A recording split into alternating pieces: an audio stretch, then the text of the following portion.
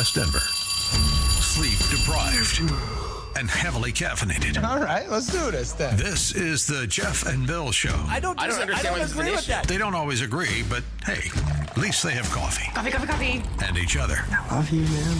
God help us. I want to bless him. We need all the help we can get. Now here's Jeff Hunt and Bill Thorpe. The Jeff and Bill Show on News Talk 710 KNUS. It's 8 a.m. in the Mile High City on this Thursday, August 7th, 2025. Good morning, Denver, Colorado. You've tuned in to the Jeff and Bill Show, News Talk 710 KNUS. I'm your co-host, Jeff Hunt, along with Bill Thorpe. We weren't actually fighting. It was a joke. It was a reference. It's okay. You don't have to call. Yeah, I know. There's no violence, Mom. You don't have to call the police. Yeah, it was just wrestling like brothers. You know how that is. Give each other nudges. Did you ever, where were you in the birth order? Oh, I'm up top. Yeah. Yeah, Everything had to run through me. Are you the oldest? Yeah. So it's I'm only the my brother oldest, and I. Yeah. Yep. It was just you and your brother? Yep, and you got two others. Yep, Yeah. and I had two younger brothers. Okay. Did you ever have the brother that when you were wrestling and laughing, and then they hear Mom would go, ow! Oh, no, not at all. And then you were like, wait, what? And then you'd hear, Jeff, knock it off! Quit hitting your brother! And you're like, I didn't wait. And then just funny. sit there and laugh and be like, The thing for me is, happened to me a lot. I had a really interesting dynamic growing up, and it was done on purpose because of my parents. And my mom grew up, and there was a large age gap between her and her younger brother. And then my father is one of five, and they're like, boom, boom, boom, boom, boom, boom, boom. They're kind of tight, and so based on how the two of them grow up, they made the conscious choice to space my brother and I out. So there's 9 years between my brother and I. I can count the number of times we fought growing up on one hand and have fingers left over. Really? Oh, yeah, I guess count, 9 years. Yeah, I can count maybe twice. And one of them, I was being a pain in the ass. I should not have been angry at him for what he was doing. He was being a kid at the time. The other one, yeah, it's legit, but that's fair, and that's fine. He was my best friend. In fact, I would go and pick him up if I had half days of school during elementary school. I would go to where he went to school or the childcare, pick him up, and then we'd hang out the rest of the afternoon.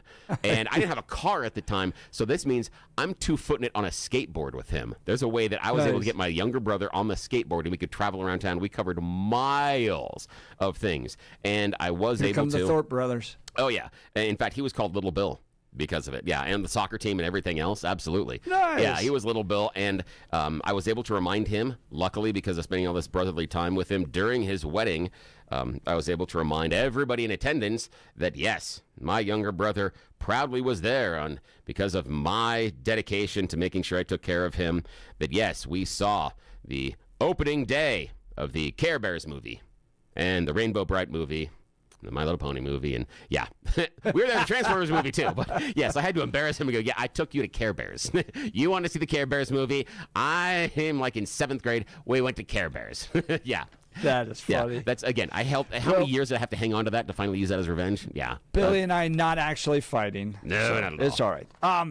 We've got a lot to cover this hour. We're going to be joined by Kristi Burton Brown, Executive Vice President of Advance Colorado. The state heading into a special legislative session ordered by Governor Jared Polis as the state of Colorado faces a $1.2 billion budget shortfall. What to do, who to blame? Democrats saying, well, it's the big, beautiful bill. Has cut corporate taxes. It's not coming into the state the same way it did. We are not going to be able to provide basic services. People are going to die in the streets as a result of these greedy Republicans who just want to keep their own money. We'll be talking with Kristi Burton Brown about how they're going to try to attack TABOR in order to do so. Or is this just the Democrats' fault? As we heard from Barb Kirkmeyer the last hour, they created these programs. They're addicted to the spending. It came in via COVID, one-time spending, but oh no, we're going to build long-term, ongoing, special projects embedded into every different department. And in addition to that, spend tons of money on illegal immigrants. This is not a taxing problem. It is a spending problem, and the bill is right at the foot of Jared Polis and the Democrats here in Colorado, and that's who to blame. And can TABOR survive all this? Kristi Burton Brown, Executive Vice President, Advance Colorado, coming up. But now it's time for News and Comment with Blake Olson. Blake Olson. Blake Olson, news and comment.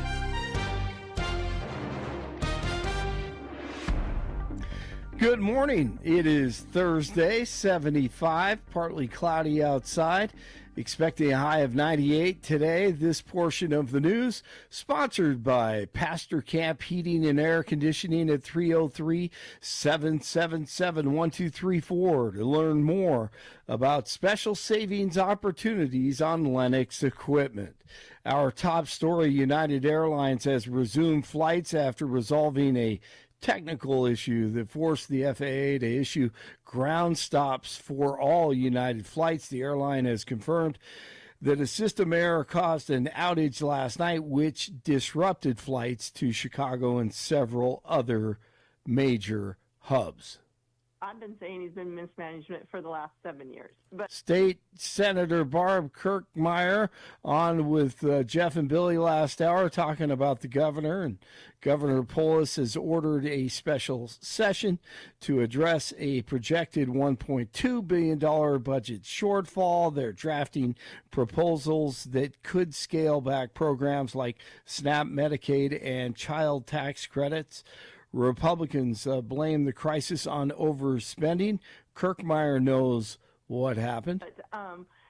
they're saying that we need to go increase taxes, and because they have mismanaged the budget, because they took one-time COVID dollars and turned them into ongoing spending, because they didn't fund core critical priorities in this state, core functions of government in this state first.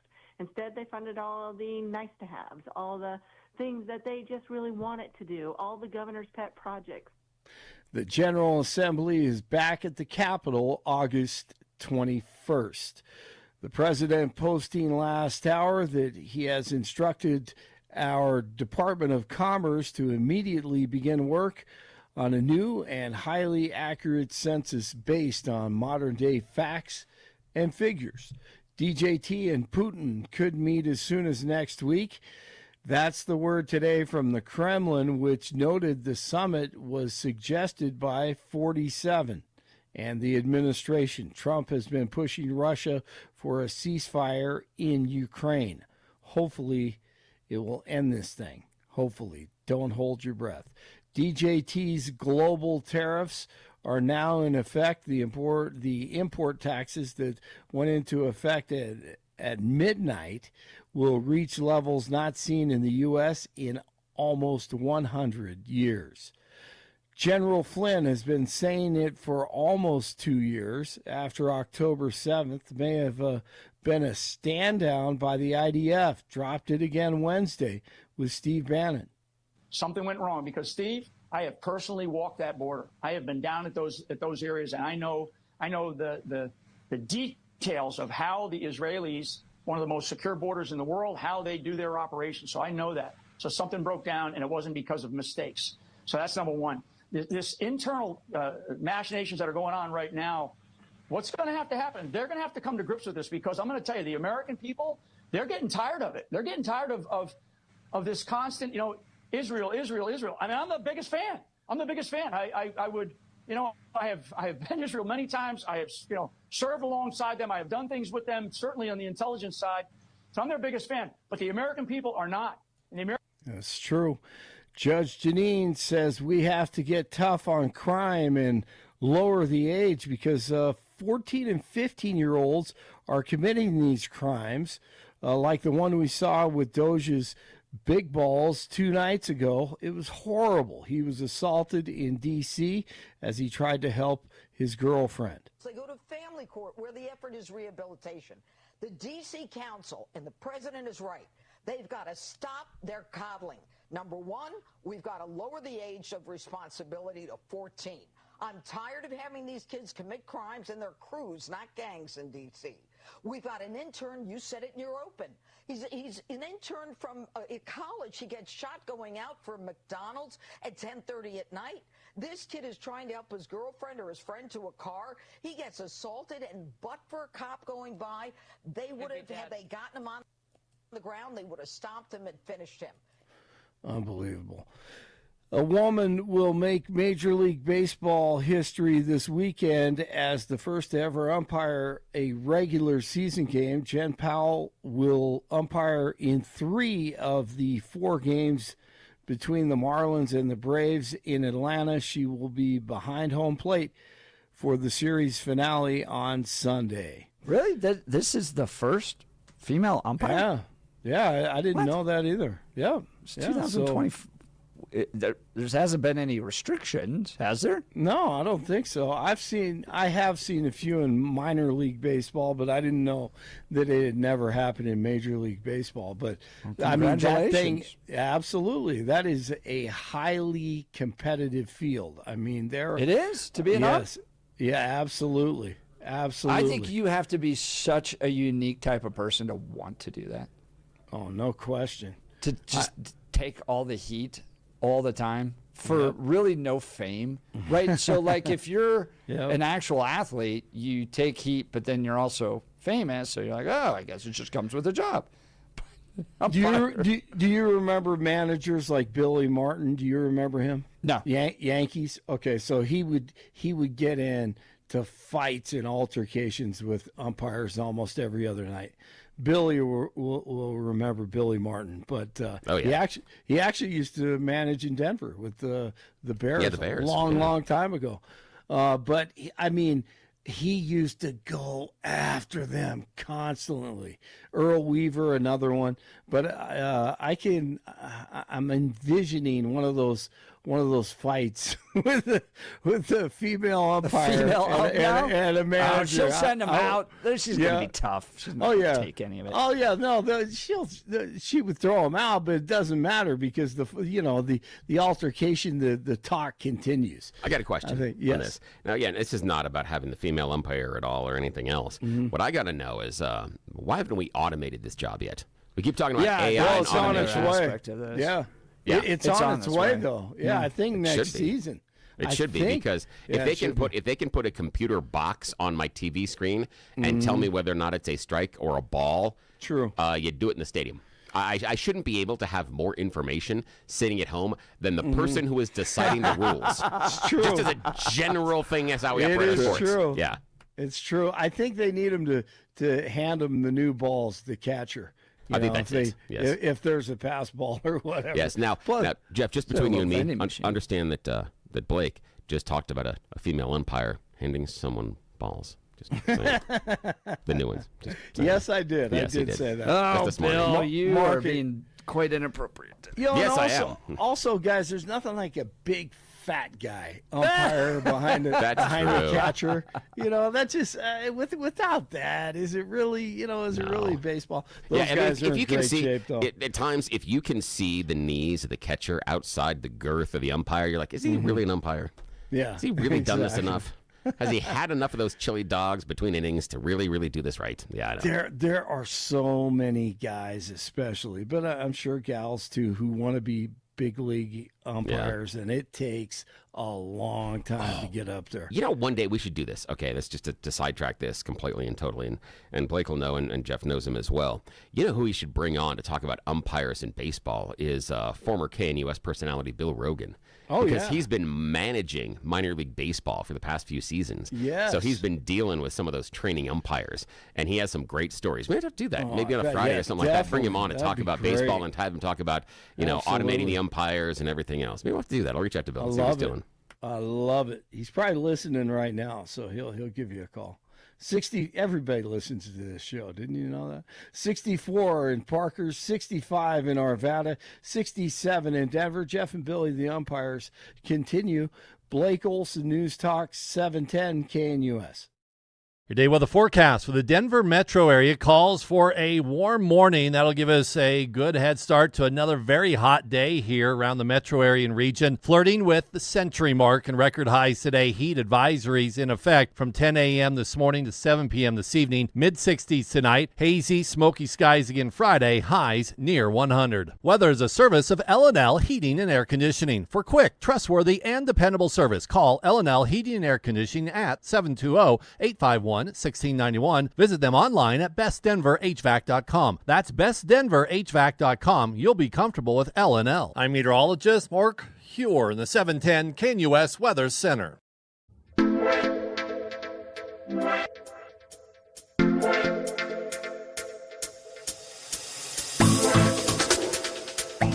$1.2 billion budget deficit facing the state of Colorado. Jared Polis calling a special session. What do we do? What do we do? House is on fire. Run around. And it's all the Republicans in Washington, D.C.'s fault that we don't get to take more of your money. Well, we know what this is all about. Even Bill recognizes it. It's about TABOR, the Taxpayer Bill of Rights, the unending effort by Democrats to constantly try to take more and more of your money, and this great barrier put into the Constitution that says, you want more money? Fine, just ask for it. Can you imagine the injustice around that? We don't just give lawmakers in Colorado a blank check to just go take whatever amount of money they want. Now they've found a way around that with fees, and those fees have increased 3,000% on you, by the way. 3,000%.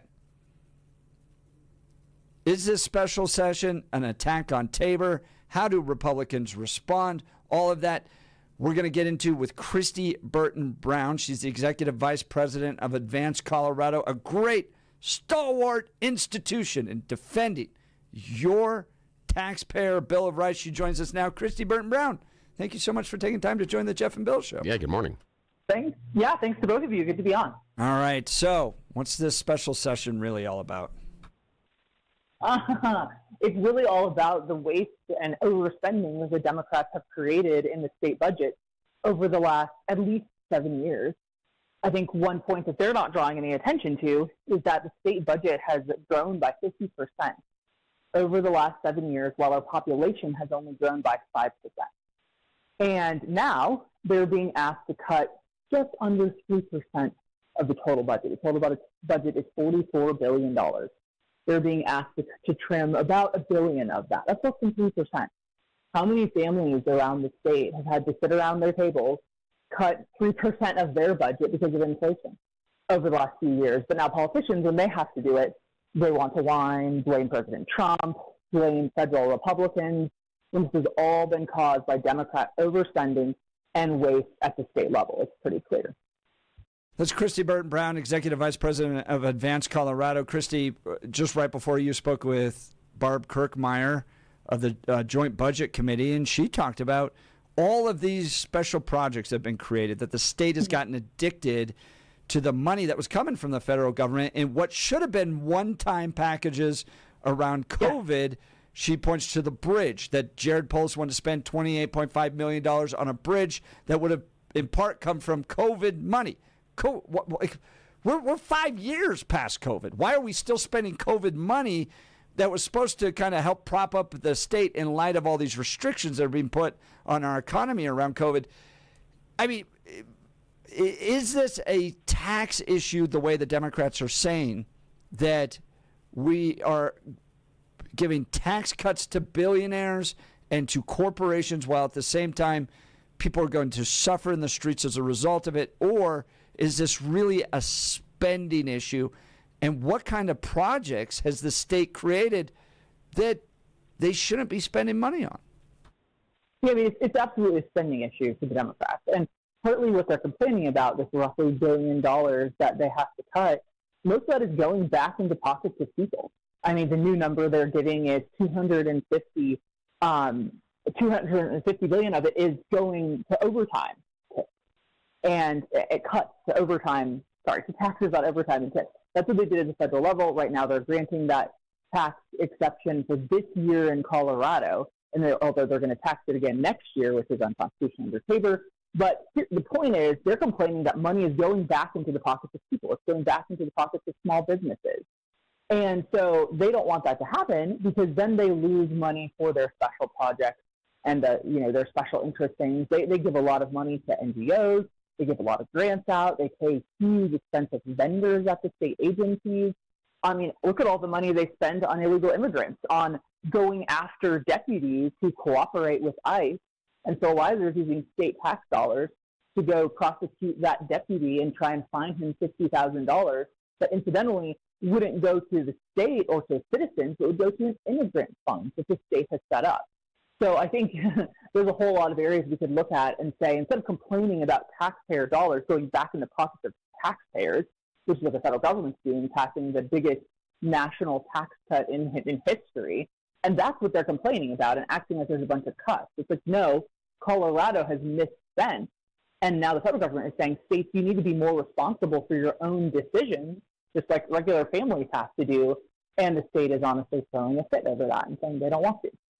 That's Kristi Burton Brown, Executive Vice President of Advanced Colorado. Look, Kristi, let's talk about the business environment here in the state. We're getting text messages from folks that are talking about how they're shutting down because they can't operate here anymore.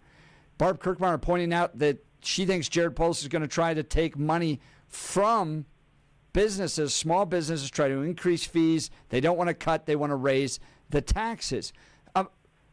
We're watching businesses empty out of Denver.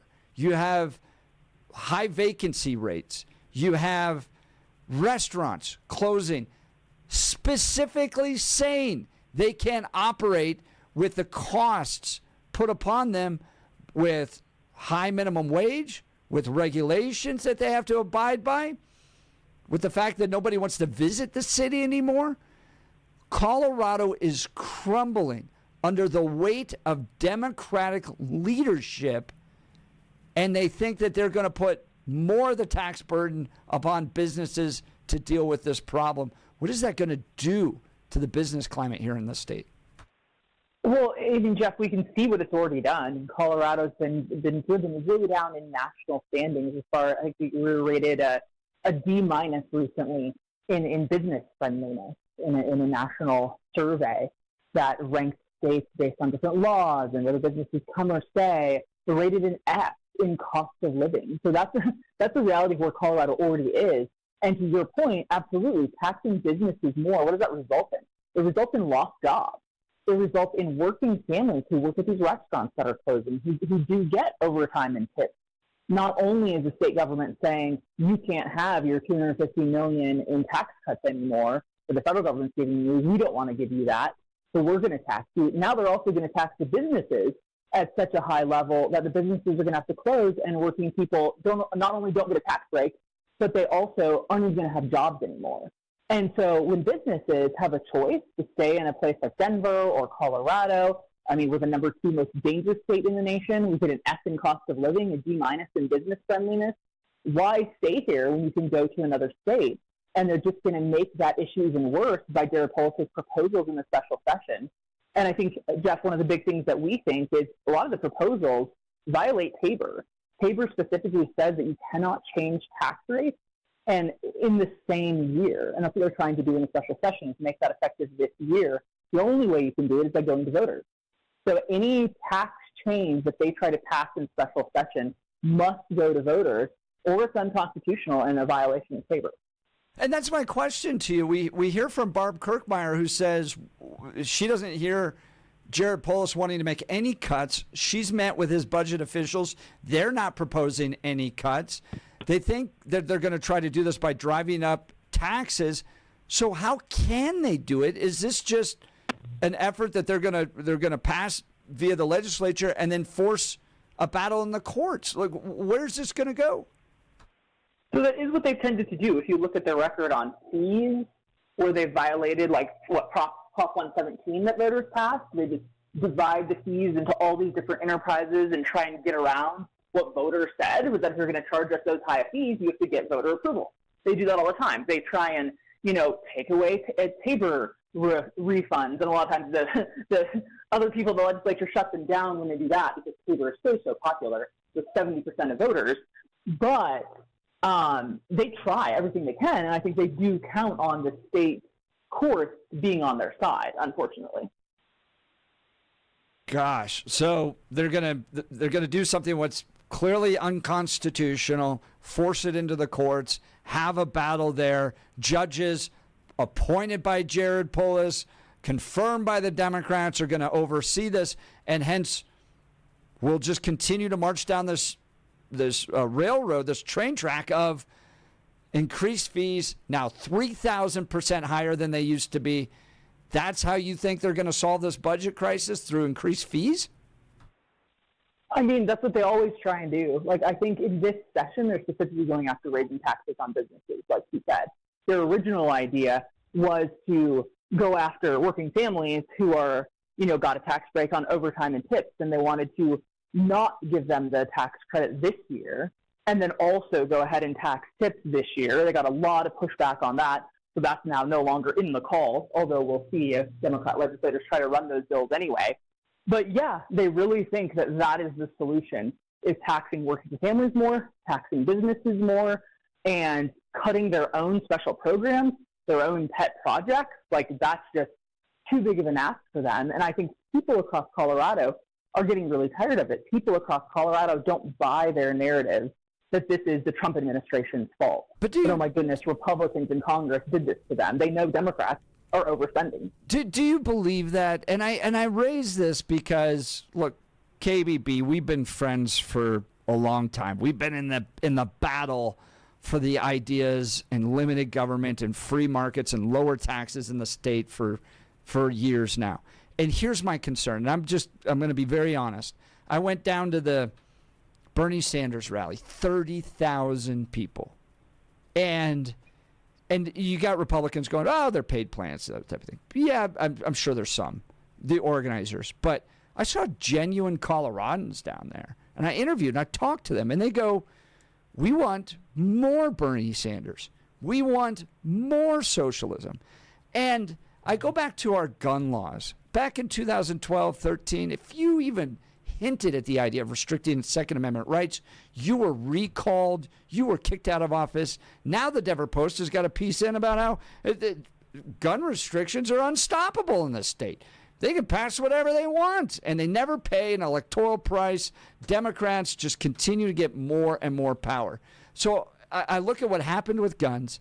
I look at the 30,000 that showed up for Bernie Sanders and AOC, and I want to point out that Mitt Romney, Red Rocks, was 9,000. Okay, that was huge. We thought we got all this momentum. It was 9,000 people. They're pulling in 30,000. Civic Center Park, avowed socialists. What I thought was at one point untouchable has now become totally touchable. The Second Amendment rights and banning our Second Amendment rights. I look at Tabor and I go, never could they have touched Tabor. It is so popular. But then I see 30,000 socialists show up in Denver and I go, they believe that they can take it all. Do you think Tabor can withstand this? Are voters really going to start making Democrats pay an electoral price for all the problems that we're in? Or are we just on a pathway towards greater and greater socialism in the state? Your thoughts? Yeah, no, Jeff, I think that's a good question. And I think there's sort of two pieces to it. I think it's a separate question whether voters are going to preserve Tabor and whether they're going to stop electing Democrats. I think, stopping the election of Democrats is a longer-term process in Colorado because our demographics have changed so much. And there are so many voters who just see the D or the R behind someone's name and make their decision based on that. But when they're voting on ballot measures and on issues, and sometimes on local races, when you don't have a D or R behind someone's name, the Republicans get elected, like in Aurora, because a lot of our issues are popular. It's just not the association with the party. So I think the party changes are further down the road. But I think the preservation of Tabor, I would separate it somewhat from the change on gun rights, which I'm not happy about either, of course. But Tabor is popular with 70% of people in Colorado. That very obviously has to include a majority of Democrats, unaffiliated, and Republicans. And recent polling has, in fact, showed that it is a majority of Democrats who support Tabor. You look at gun rights, and it's really never been that way in Colorado. I mean, maybe in the early 1900s, but Democrats were always on the other side. And so when the demographics changed and more Democrats came to Colorado, you see then gun rights shifting. But on economic issues and public safety issues, the majority of Coloradans are almost always with us. And I think that's going to stay. Colorado's like a libertarian-ish state. And so they are more economically conservative. They like the right to vote on new taxes, which is what Tabor guarantees them. They like that Tabor check in the mail. They also want their streets to be safe. But unfortunately, on a lot of social issues, they tend to vote Democrat because of social issues. So I don't know, it's a little bit unfortunate that Democrats don't see the cognitive dissonance in their choice to do that, but I do think TABOR is safe. And I think you kind of run into the challenge with these Democrats in office like we did with oil and gas, where the voters go, no, we like this industry. It's important. And then Democrats get elected and like, we're going to tank it anyways. And then voters are like, well, let's continue to elect Democrats. So my concern is with the voters of Colorado, you're going to put Democrats into office. You're going to stand with TABOR. You're going to put Democrats into office. And what KBB is saying is going to happen. They're going to attack your taxes via fees. They'll force court battles. The courts are set up to favor them. Lo and behold, you're going to get people that violate the very principles you support simply because you put Democrats into office. Kristi Burton Brown with Advance Colorado. Now, Kristi, you've been very generous with your time. Just a few more minutes. I'd love Advance Colorado delivering some of the best ballot initiatives out there, actually getting common sense things passed. Can you give us some insight? Are you running any ballot initiatives this fall? Any ideas of what we might see next year? Give us some updates on the work of Advance Colorado. Totally. Thanks, Jeff. And I think really this is the answer for citizens who want to see changes is, there is only so far the legislature can go to attack TABOR. Even the courts wouldn't stand with them all the way. And voters can always push back on the ballot. And we see voters doing that in off years whenever the Democrats try to attack TABOR, like Prop CC, Prop HH, both of which we fought and defeated. Voters tell Democrats no when they go too far on TABOR. And so we're not running anything this year because you actually have to be taking TABOR money to run things on the ballot this year or taking away taxpayers' money. But in 26, we have a whole host of ballot measures that we're working through TITLE right now. We have one that would guarantee jail time for fentanyl drug dealers. That one's very, very popular. Another one that would require law enforcement to cooperate with ICE and the Department of Homeland Security when they charge a violent criminal or a repeat felon. We have another one that deals with the fees issue. So it actually require voter approval for fees and take that away from the legislature as a way to secretly tax people, but call it fees.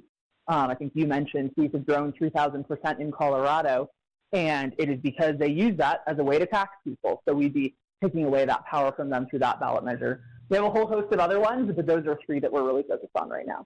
Fantastic work coming from the great people at Advance Colorado. Follow them on X at Advance Colorado. Follow Kristi Burton Brown, the Executive Vice President there at KBB Colorado. Thank you so very much for your time today. We really appreciate it. Thank you, guys. Bye. That's Kristi Burton Brown. All right, we'll get to the phone lines. Give us a call, 303-696-1971. It's heating up down at the state capitol. Special session called by Governor Polis. $1.2 billion budget deficit. Do you agree with Republicans? Look, it's a $44 billion budget. You're spending more than you ever have before. $1.2 billion is not the end of the world. Cut out some of your special projects. Fund what's important. Put the money with the citizens first. Or do you agree with Democrats? The sky's falling, people are going to die, and it's all those rich Republicans who are getting the tax breaks that are to blame for this. 303-696-1971. Text us at 720-819-5115. You're listening to The Jeff and Bill Show. This is Denver's Talk Leader News Day Talk with 710 the forecast. KUS.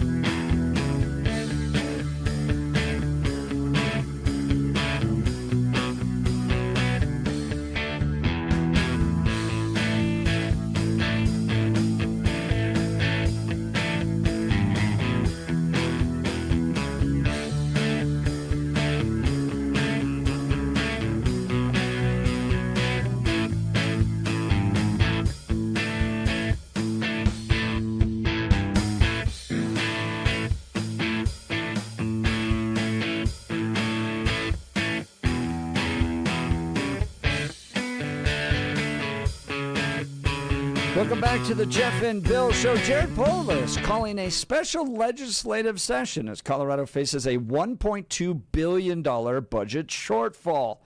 Who do you blame? Democrats pointing at the Republicans in Congress going, your big, beautiful bill has caused this problem. We don't have as much tax dollars coming in as we used to. People are going to die in the street as a result. Republicans going, look, you've built all these special programs on one-time funding that came in around COVID, and you never budgeted to continue funding these. It's not right that the American people continue to be taxed at a high rate to pay for your special little progressive programs. Give the money back to the people. Colorado's already having a hard enough time in its business climate already. Let's go to the phone lines. Ben Morrison. Good morning, Ben. You're on with Jeff and Bill. Morning. Yeah, can you hear me? We got you. Yeah, we got you. Yeah. What neither party seems to want to do is recognize that we need to do a combination of both, probably increase revenue and decrease spending both at the same time. So there needs to be some tax increases and also some spending reductions both at the same time if you want to actually try to balance bills, if you want to address the federal deficit, if you want to do any of that. So the big bonehead bill did not help, and some of the stupid little projects that Democrats have done haven't helped either. In our state. So both those things are at fault. So with regards to tax increases, Coloradans have watched their property taxes skyrocket. We've watched our fees put on us now increase by 3,000%. In Colorado, it just seems like there's never enough money for the Democrats. So who should pay more, in your mind, that's not currently paying? I would increase it on our upper tier earners. A lot of the people that are in the very, very highest brackets pay an effective rate of only 8%. So I would go after some of that and try to close some of the loopholes that they use to get out of paying taxes. Yeah, tax wealth, not work. That's the issue. That's the base and fundamentalism. Yeah. Those wealthy people, right, who've built that wealth over time, should give it to the government to do their little special projects. That's a good use of that money, you think? I think they should be paying the effective tax rate that they're supposed to be paying and not getting out of it. I shouldn't have a higher tax rate than somebody that makes, $70 million, $80 million a year. Do you think it's the rate that's important, not the amount? I do think it's the rate. All right. Yeah. Because a lot of them, if you ever read that Publica report, what they're doing is they basically take a lot of their stock investments, they use that as capital to take out loans, and then, for example, Jeff Bezos was recording an $80,000 a year income tax. He was saying he only made $80,000 a year, and that's not true. I know that's not true. But then what he does is he uses his stock gains as capital to take out loans.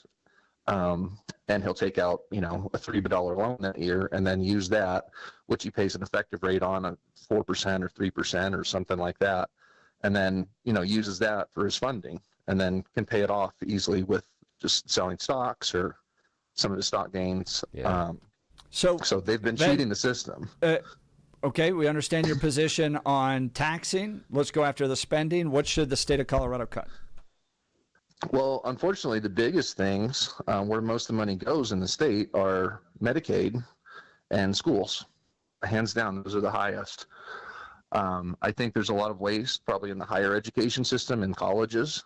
So I think there's some things that need to be addressed there. I think there's some stupid programs going on in some of the higher education, and schools shouldn't be that expensive. I think we need to invest more in, some of the trade schools and some areas like that rather than CU or some of those schools. Yeah, and Brent, I would also throw in that I think that some of our public school system, especially in the high school systems, get too administrative heavy.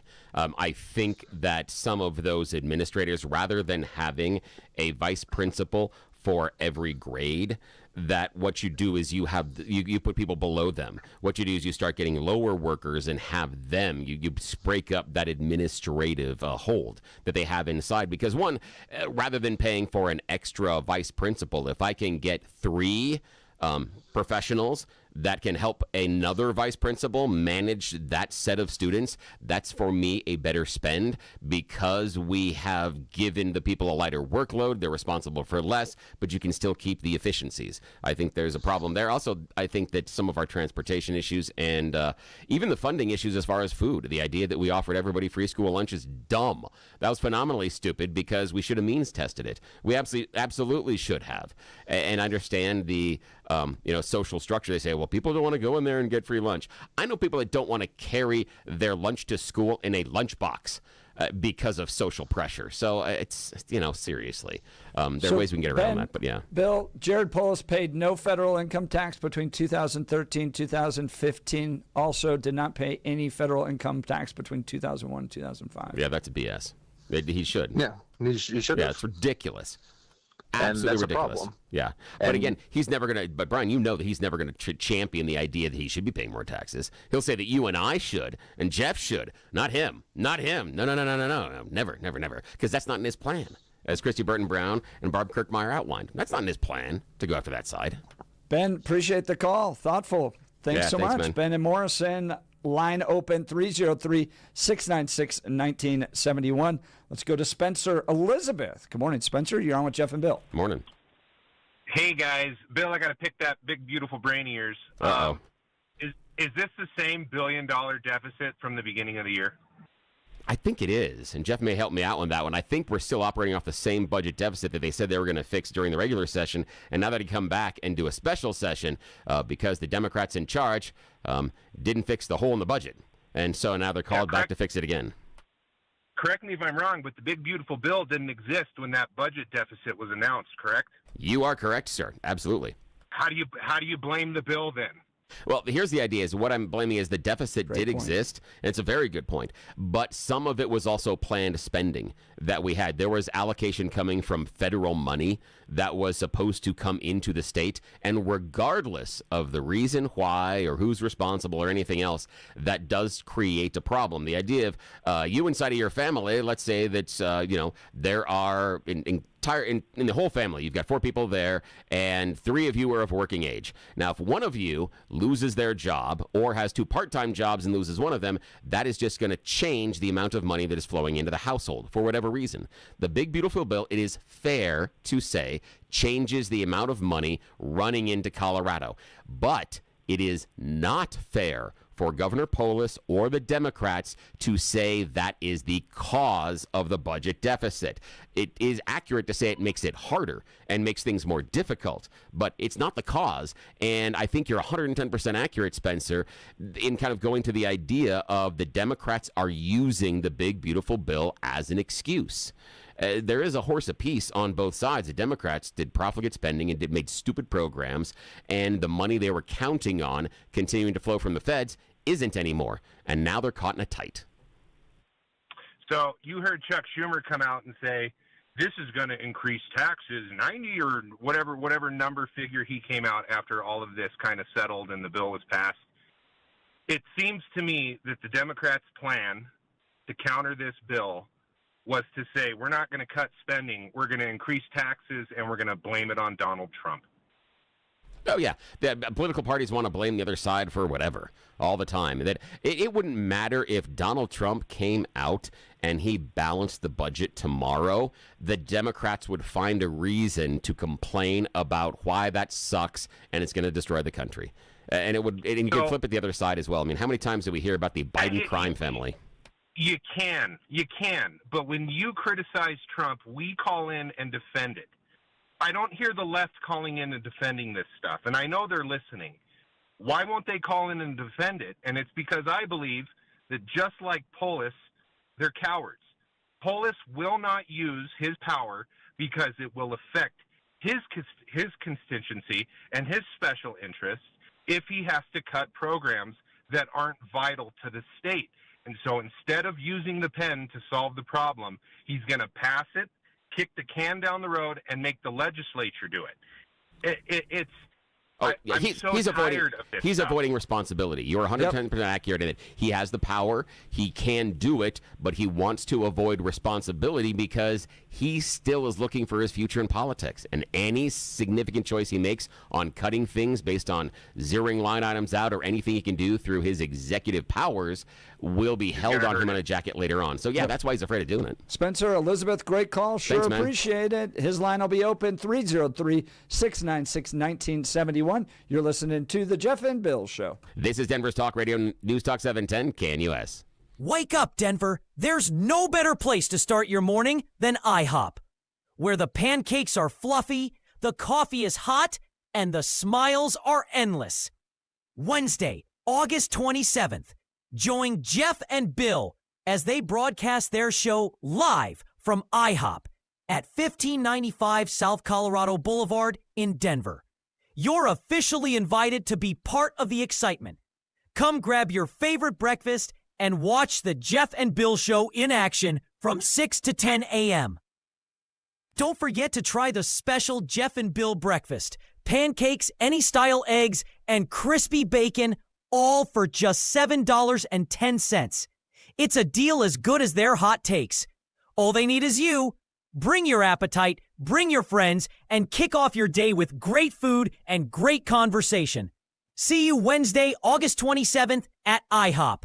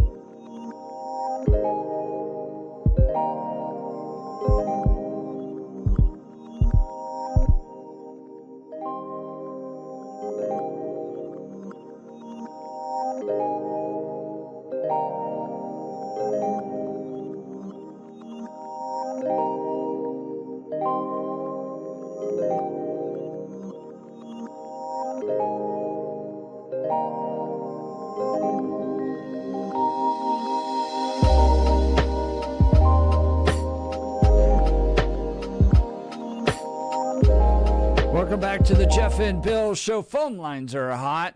State of Colorado facing a $1.2 billion budget shortfall. Jared Polis calling an emergency legislative session gathering happening later this month in August to address it. Who do you blame? Let's go to Francis Golden. Good morning, Francis. You're on with Jeff and Bill. Morning. Hey, you guys. Hey, I got to compliment you two. Those last two callers, this is a tough act to follow. Those two guys were on the ball. Yeah, they were. And they're attracted to the light, and you guys are the light. So I'm giving you a good compliment there. I'm just another moth. I'm following other moths. That's what it amounts to. I appreciate it, brother. Thank you. So, hey, okay. So, I don't want to be duplicative, but the state's budget has always worked like a vice, and the one caller definitely hit the nail on the head with Medicaid contributions really taking it eats into the general fund, and so when you have TABOR on one side and revenue limits on the other, it necessarily requires you to go kind of rob the general fund of things all the time. And so the solution is really kind of both-sided. You have to get the tax component figured out. You have to cut spending. And I definitely think cutting spending is the first thing that you got to do. I'm going to offer this. There was a break glass in case of emergency scenario that was developed, I think, after the 2008 recession. And this is what I think is going to pop out of the, jackpot here with the special session is, and I'm loosely familiar with this, but Pinnacle Assurance, the state comp fund, which works as it's like supposed to be a mutual fund. They're going to sell that. It's been wanting to buy its freedom for a long time, and that's going to be about $1 billion minimally to buy out the para liability. And so that's going to be a temporary Band-Aid. The other thing that I think is going to happen and be proposed is there were scenarios kicked around about selling off various state assets, including land, some of the smaller colleges and higher education properties were also considered to, whether or not they need to go. And, so I think there's going to be a lot of that going on. It doesn't fix the problem in the long run, obviously, at all, to just, kind of moth Flanders selling off the China doesn't help. But now, Francis, I got a question. That's what's going to come from this. I got a question for you. I had someone, Tim, off air, wanted to put on the table the idea that we're focusing a lot on the budget as far as how much they're allocating, when really we should be focusing on the spend. And his critique is that the Democrats have been increasing spending beyond where growth is really realistic. So they own a lot of this as far as expanding growth, and they should look at the idea of constraining spending. But again, on the other side, the idea of, when you cut out money, if it's coming from the big, beautiful bill or not, that does create a problem as well. Do you think, Spencer, on the Jeff and Bill show, do you think that the Democrats are ever interested, in the big, beautiful bill? I'm sorry, now I got all mixed up. Francis, do you think, on the Jeff and Bill show, do you think that the Democrats are interested at all in cutting spending? No, they're not. They're absolutely not. And the only thing that's kept this whole leaky boat afloat over the however many years is TABOR. If you remove that governor, not like governor like Polis, but governor like controlling mechanism, if you removed that, this state would be sunk so many times over.